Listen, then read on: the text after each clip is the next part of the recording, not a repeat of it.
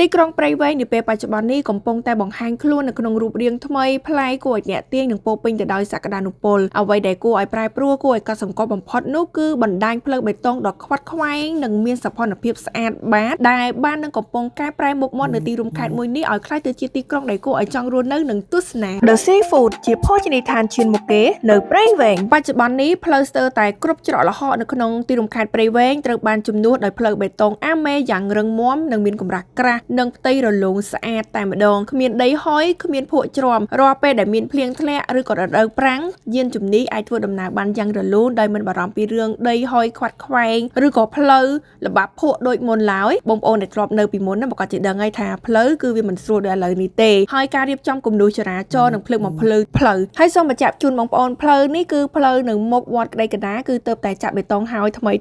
ទេហើយការរៀបចំគំនូរចរាចរណ៍និងភ្លើងបំភ្លឺផ្លូវនោះគឺយើងចាប់ផ្ដើមរៀបចំបដាហើយនៅតាមដងផ្លូវសំខាន់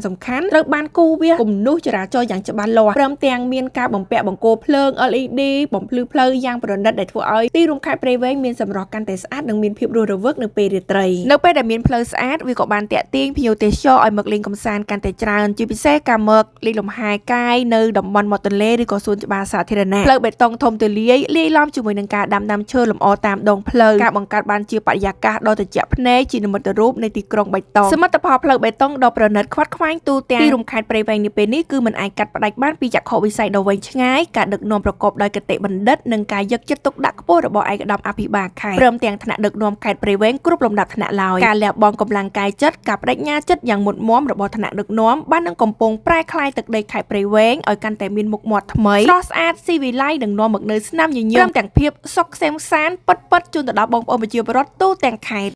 Miracle Dr. Thira